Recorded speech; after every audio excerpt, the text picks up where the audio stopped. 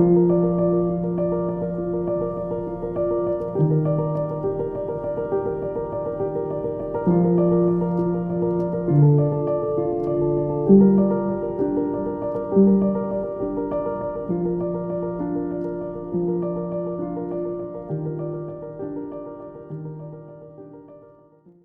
friends, it's Gwen. Welcome back to my channel. I have a super exciting reading vlog for you today.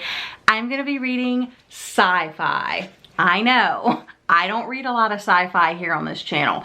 I feel like when I do, it's like YA dystopian, but it's been a minute. So after Clara and the Sun last month, I just needed more sci-fi in my life.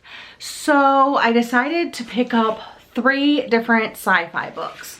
I have Rabbits by Terry Miles, which this is the book I recommended to Jordan. Well, one of the 2 books that I recommended to Jordan, and I decided to read Clara and the Sun instead of this one, but she really liked this one too. So I'm gonna jump into this one. There is a podcast associated with this. It says it right there on the corner. I don't know if you can read that, and I am gonna listen to the podcast as well, but I am already reading this and already enjoying this.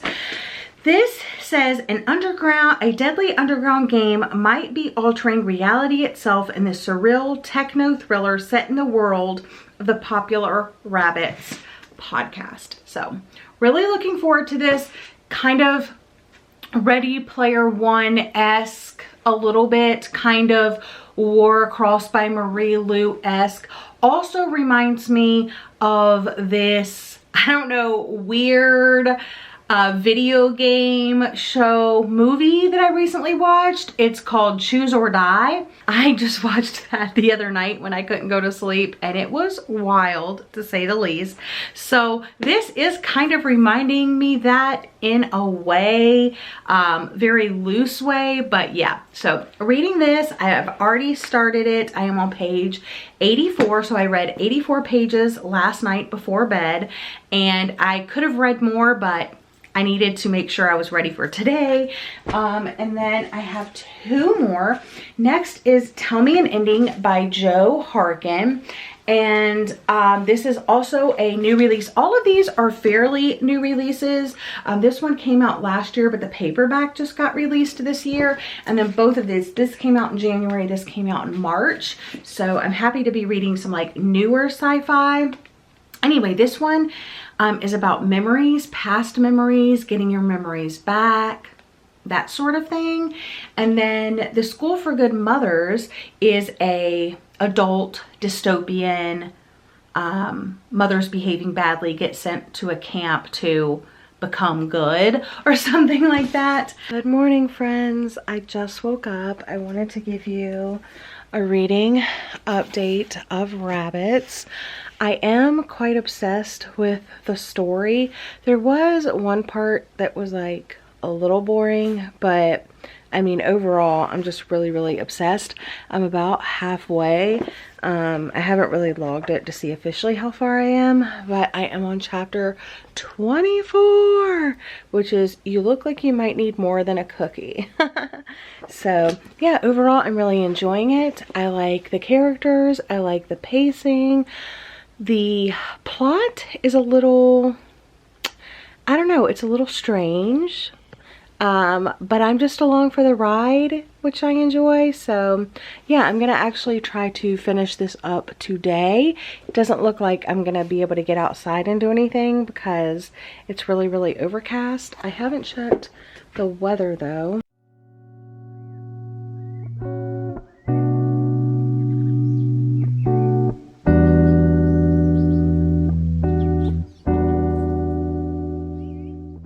A reading update of Rabbits. I am on page 272 and I'm really enjoying the story. My friend Jordan was saying that it's just such a wild ride and you're always like thinking about it and obsessing about it and wondering what's gonna happen next. And I can agree with her 100% because this book just kind of takes over your mind, what's happening, what's going to be the end result, and she's very excited to talk to me about it when I finish, and I'm definitely excited to talk to her about it too. One thing that I will say that's very interesting about this, and this is something that I have talked to Jordan at length about, I've done a lot of Googling about, I have not started the podcast, so I am going to read the book first and then listen to the podcast. But one thing that I don't know, picked up on right away is that when I was reading, I didn't know like a lot about the main character, and then it wasn't until like the second or the third chapter that they kind of introduced themselves. It wasn't until chapter 2 that the main character actually introduces themselves, and this is what they say. In case you're wondering, my name is K. That's it, just K, like the letter K.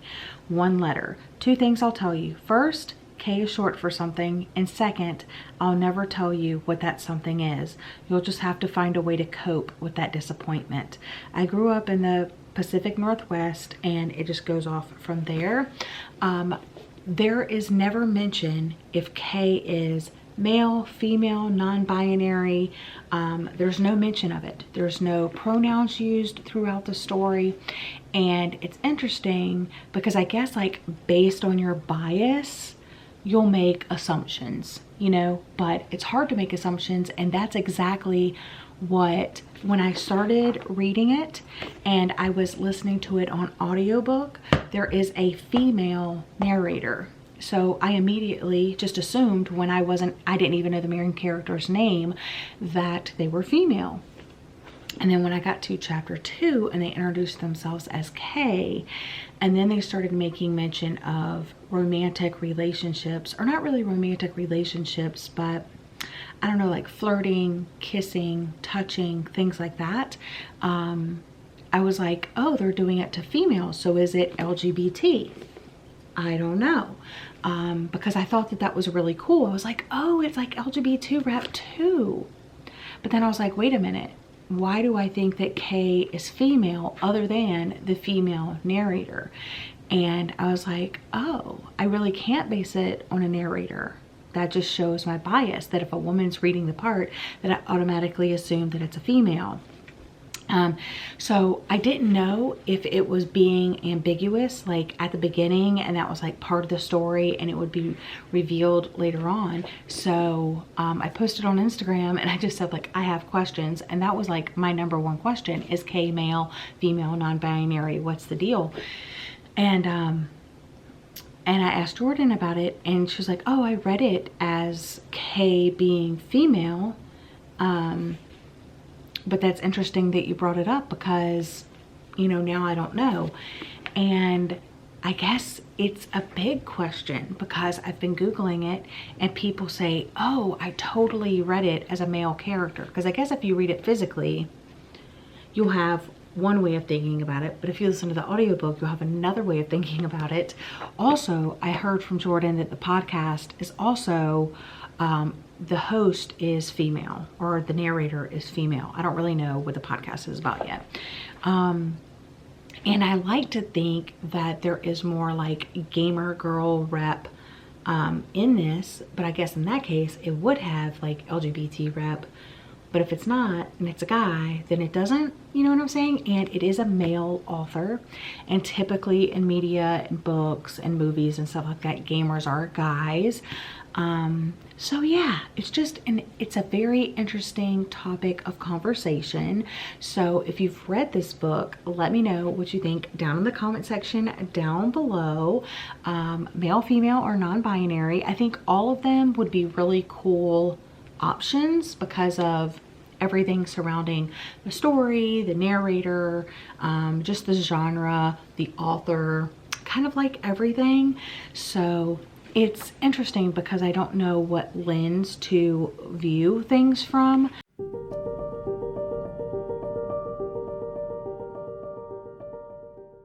I feel like everybody in the neighborhood has decided to mow their grass and blow the grass away all at the same time, so please forgive me. But I'm here with a reading update. I did in fact finish Rabbits by Terry Miles on Jesse's reading sprints last night.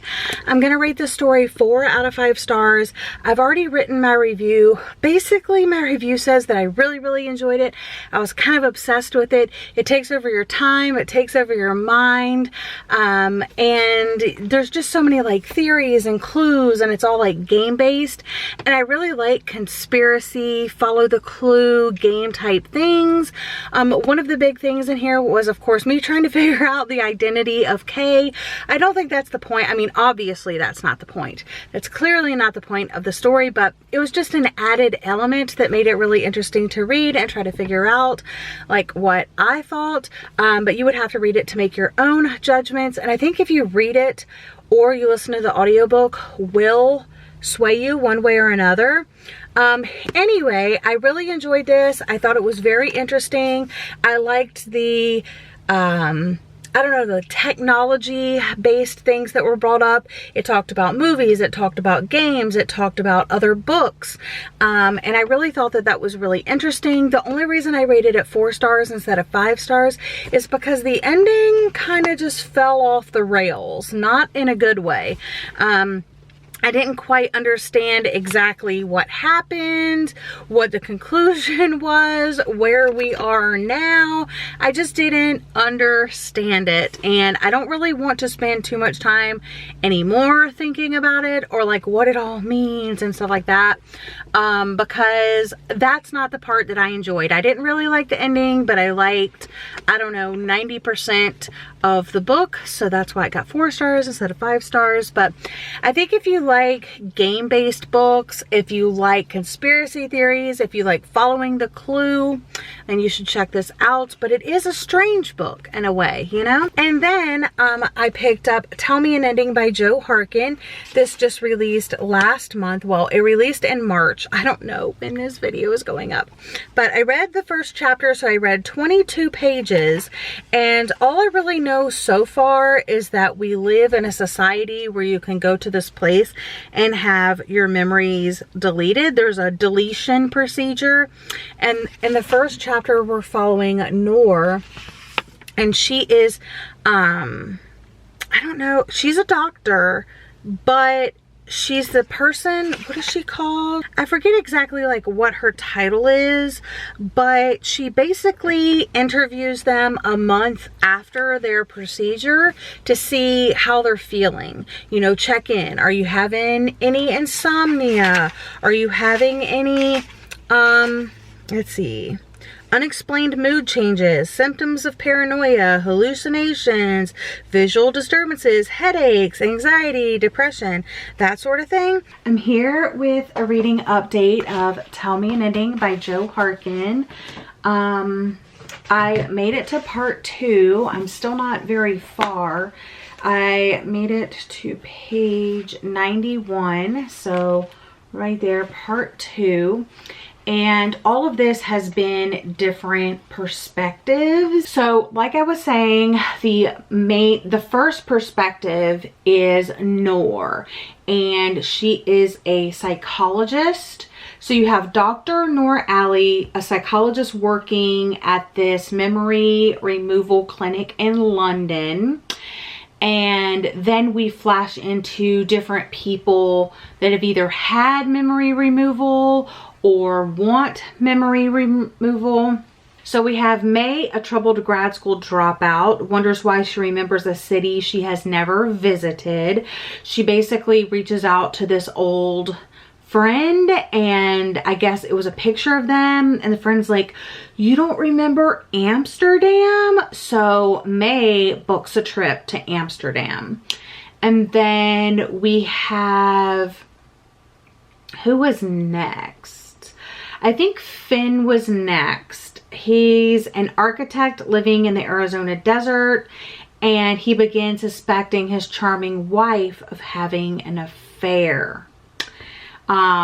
they have like these dinner parties, and he's really charming. His wife is really charming. They have a really cute, like, this is how we met story.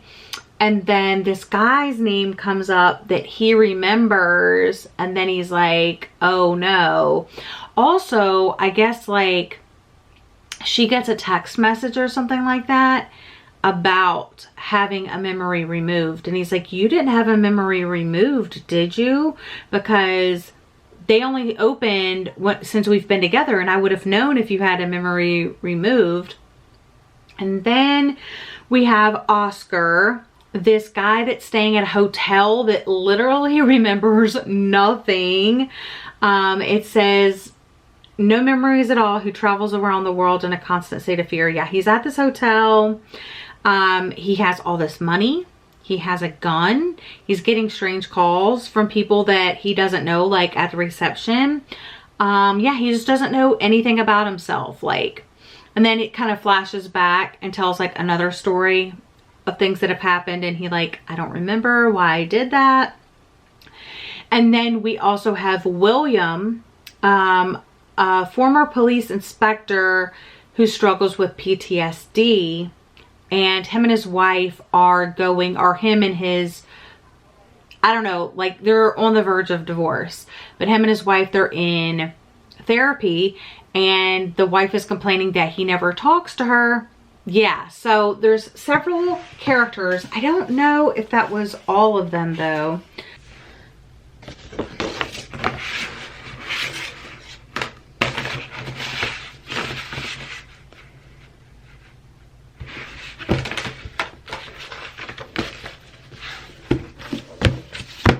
Okay, so just finished Tell Me an Ending by Jo Harkin, and unfortunately I'm going to be rating this story 2 out of 5 stars.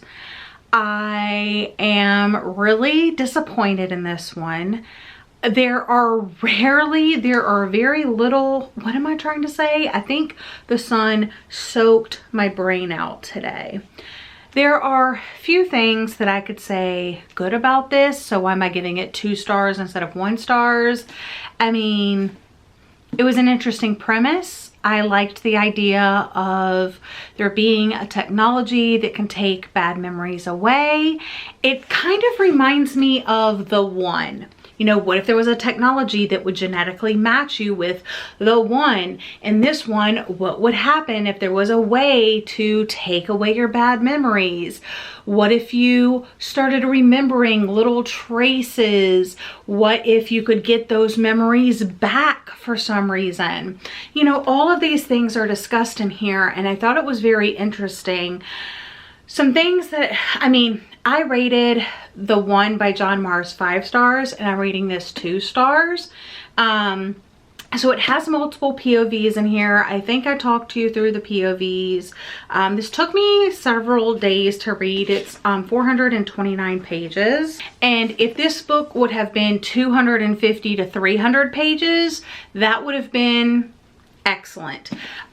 Each part, there's 4 different parts, and in the first part you get every single one of the perspectives. You have Noor and Oscar and William and Finn, and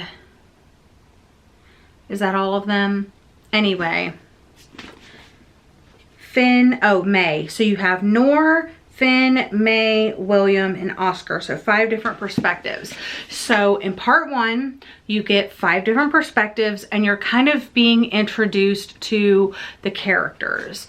Kind of like, where are they now? Did they have a memory erased? Are they wanting to have a memory erased, or are they wanting to have a memory restored? And then you go to part 2, you visit all 5 of the perspectives again, kind of on like the next part of their journey, then the third part, the next part of their journey, and then finally in the 4th part, the last part of their journey. It was just so spread out, and the chapters were ridiculously long. Like, I just didn't care at all It did not need to be told in parts. It could have easily been told just in chapters, and the chapters could have been much shorter, and maybe it would have felt like a little bit faster paced, but this just seemed extremely slow paced. And it's not really like you would think in a story like this, because the plot, nothing much happens, or it's very much, you would think it's much more like character focused than plot focused. But like the only character I feel like I kind of got to know was Noor, the doctor, Dr. Allie. But the other characters, even though like I spent large amounts of time, I still don't feel like I got to know them as characters. It brought up some good questions, you know, just kind of like how the one did. I think if you liked the one, if you were like a super fan of the one and you want something similar, I would recommend this. But just know that it's very slow. It's like the one, but like the opposite of one, because the one was fast paced, short chapters, all of the perspectives were interesting. And this one, it was slow paced, longer chapters, and not all of the perspectives were interesting. Oh my god, you guys, update. I rated Tell Me an Ending 1 star. Screw that book. It sucked so bad. I didn't like it. I gave it 1 star.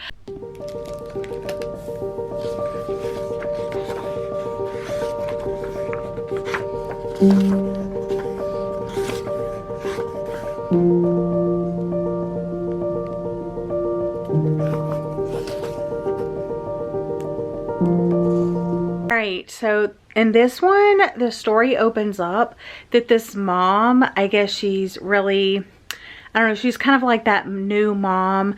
She left her baby at home unattended for like hours. She had to go get this file from her work. I don't know how old the child is, but she says, "Where's my baby?" Like, it seems like it's a young child. And she went to a coffee, she went to the office, and she got wrapped up in emails, and she left the baby there. And it was like, she had an ear infection, and she left the child at home. And then the neighbors heard the baby crying and called them. I got a coffee, and then I went into work. I needed a file, a hard copy. I must have lost track of time. I was already on the way home when I saw that you called. Oh my gosh. Good morning. I read the first 4 chapters of this last night. I'm on page 73. So I read that. You literally saw me wake up. So I literally just woke up, got my coffee going. Daniel should be back in a minute. He just had to run to the office to grab his laptop real quick. Anyway, like I said, I read to chapter 5. So I read 4 chapters, and I thought it was going to follow like multiple mothers, but it's really only following one. It's following Frida and her daughter Harriet, and also her ex-husband Gus a little bit, and his new wife. But basically in the beginning, Frida has left her daughter, I think her daughter's 2 or between like 1 and 2, at home unsupervised for 2 hours.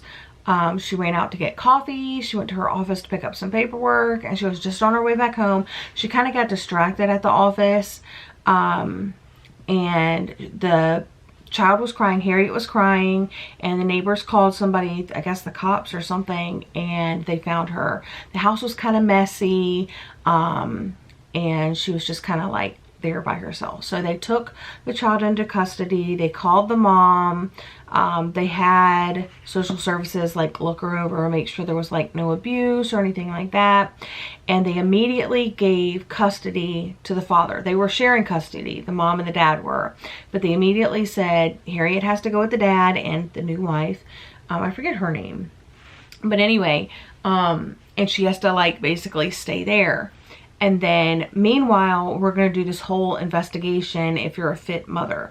So they bring like whatever the services are into the house, and they install cameras all over Frida's home. And it's just like Big Brother is watching her. For what? I have no freaking idea. She also has to go to these like interview things, and I guess she's made it to the part where she can like have supervised visitations. So this woman comes along with her and is like filming everything that she does. But it's also very weird because, and the lady is super sketch, because the first time they go over there, oh, the lady's late, right? Like 18 minutes late.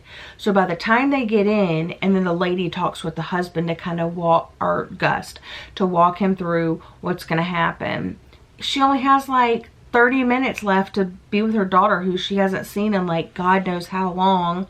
And like, right, she should not have left her daughter behind, but this is almost like taking it to the extreme.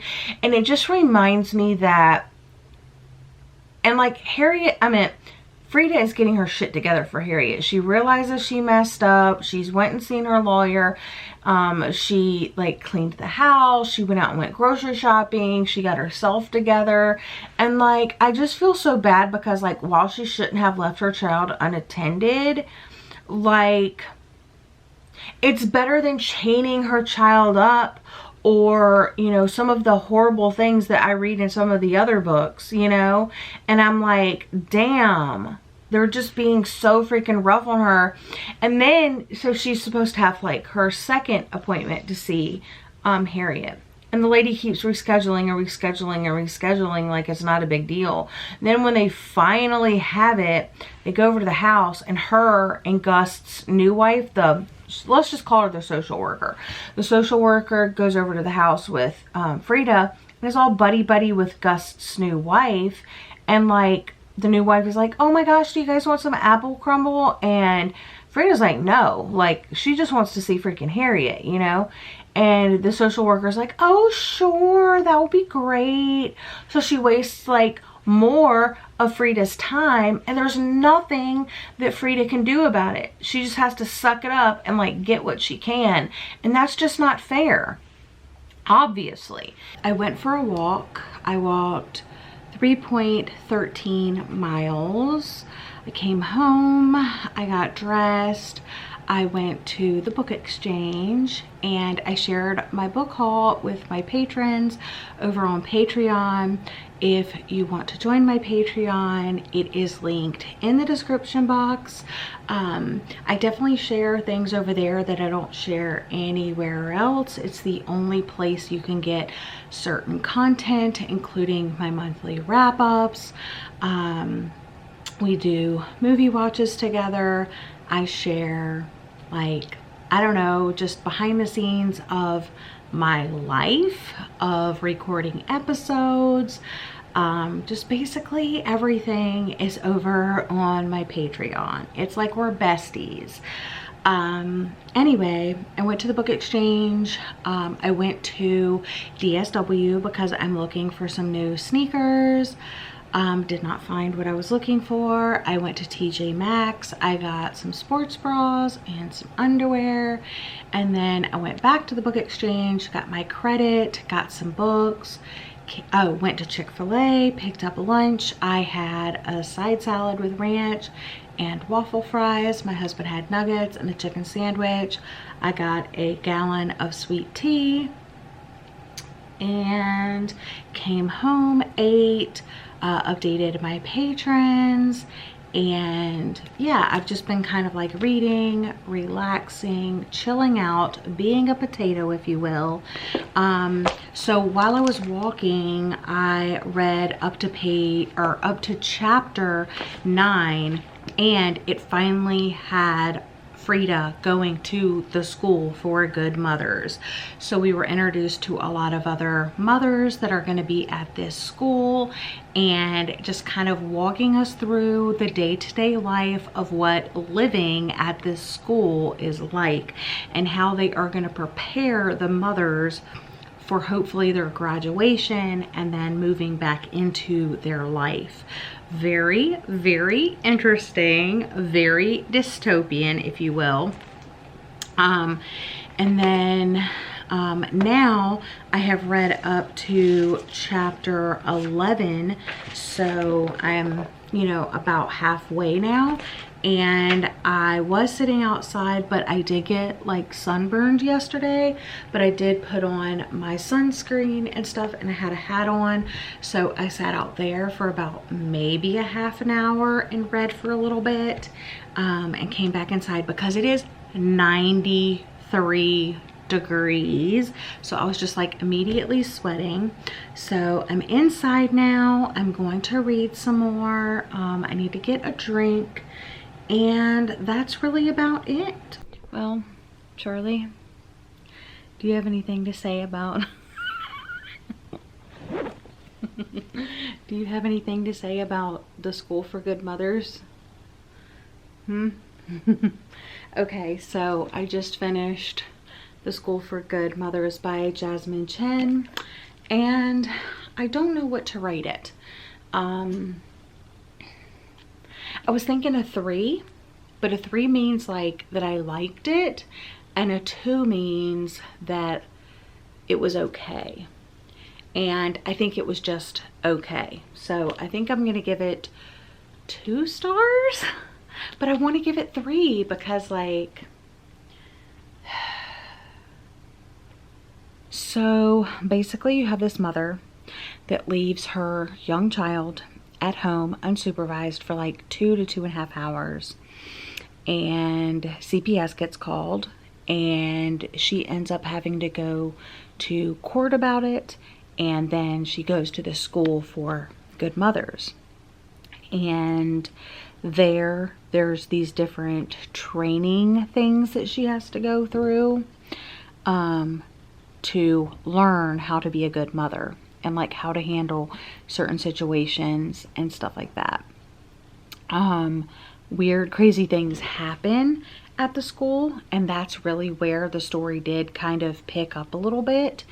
It was basically around chapter, was it 6? I don't know, whatever I was reading on my walk earlier today, that's kind of where it picked up. But it did introduce a lot of characters, like unimportant characters, just like side characters, like other mothers that were at the school. And I wasn't like so interested in them, but I realized like she was going to be spending a year at the school, so some of them definitely had to like stand out more than others. I didn't understand why the school was doing these certain drills and these certain tests. It just seemed really horrible. You know, it was just really unsettling, and I'm like, and I was hoping that by the end it would be kind of like hopeful at the end, and it just wasn't. So I don't know, I'm gonna think about this one. But if I had to rate them like in the order that I liked them, because this is the last book that I'm reading for the sci-fi vlog, which yay, I finished. But I would say Rabbits was my favorite. This was, you know, in second place, and then Tell Me an Ending was in last place. I have seen some of my friends DNF this book, and I can see that because it's not very fast-paced, and it doesn't have that like hopeful quality to it. You know what I'm saying? Like, I could tell that Frida was really trying, and I just felt like she was getting kicked when she was down. Like, they would like rate the women like first, like you finished this lesson first, second, or third, or whatever, and they were like, oh yeah, if you do this, then, you know, we'll let you call your child. But then they would be like, oh well, you did do that, but we have to do it one more week just to make sure. And then like something crazy would happen. I don't know, it just felt so unfair. But like, I don't know, it's just, it's a lot to wrap your mind around. So, and then the one part that I'm I'm trying not to talk about, but I guess I'm going to talk about it a little bit. So I'm going to talk about a little bit of spoilers, because this was the creepiest part of the book to me. And that was that when they got there, they were given these dolls that were like these life-like dolls that would bond with the mom, and they had to treat it like it was their child. They named it. It was filled with this like blue liquid, and they had to like switch out the liquid and stuff, and like they would have to do lessons with the child, like teaching them like how to play and share and, you know, cross the street and stranger danger and just all of these things. But then the people, like the government people in charge, would make the children, these dolls, react a certain way and start saying like, I hate you and you're ugly, and use like racial derogatory words to them. And it was just like, what? How did these people really think that that's helping anything? And then overspending time with the doll, Frida gets really attached to her doll.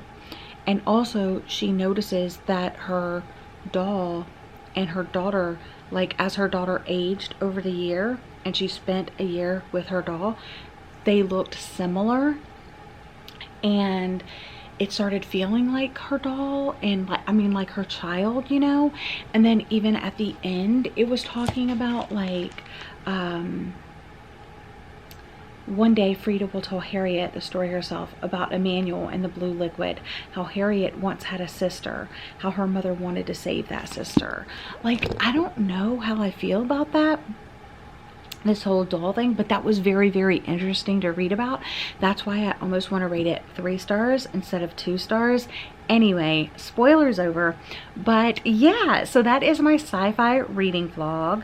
I'm definitely going to look for more like techno thrillers, because I think that's what I'm like more interested in. Or if you have any like newbie, beginner, space, sci-fi books, let me know down in the comment section.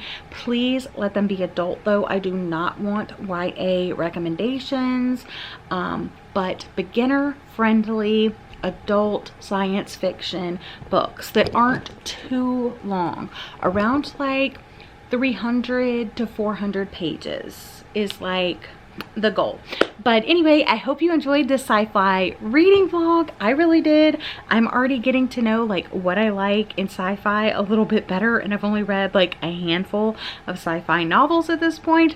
But yeah, I hope you guys are having a lovely day or night, and I'll see you guys again in my next video. Bye guys.